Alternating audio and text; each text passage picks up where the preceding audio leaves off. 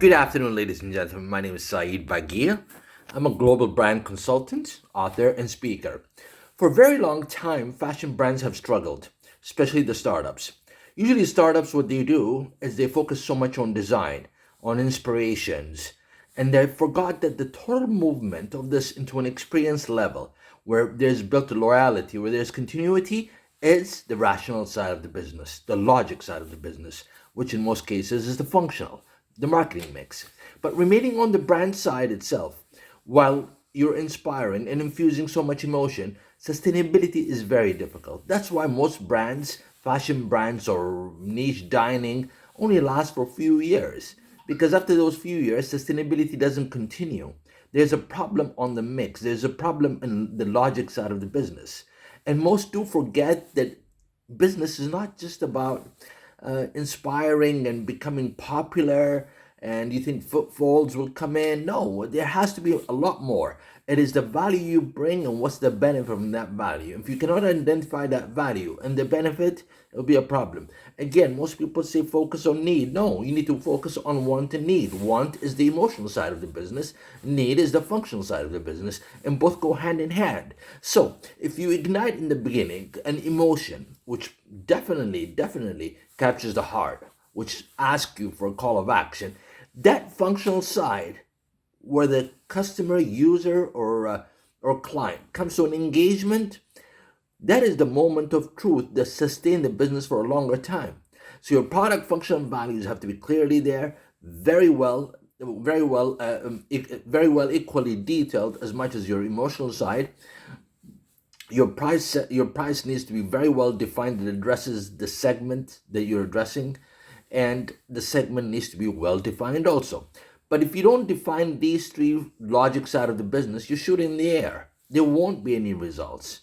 So if you're going to work on a brand strategy and you don't sustain a proper brand strategy and you don't sustain a proper marketing logic or marketing mix as we call it, in between those two you don't have a clear position, what are the chances that you succeed?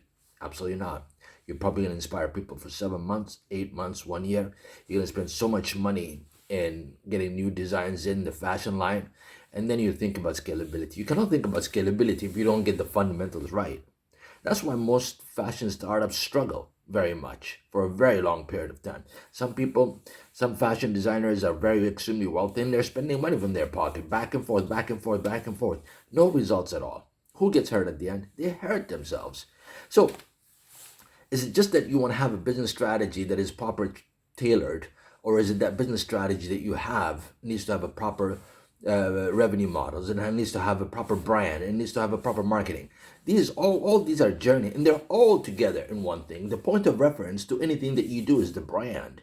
So if you think that a great logo or a great website or a great photography or a great design made in Italy or made in Kuala Lumpur would cut it off for you? No, absolutely not. Because you're missing a very important part of the journey.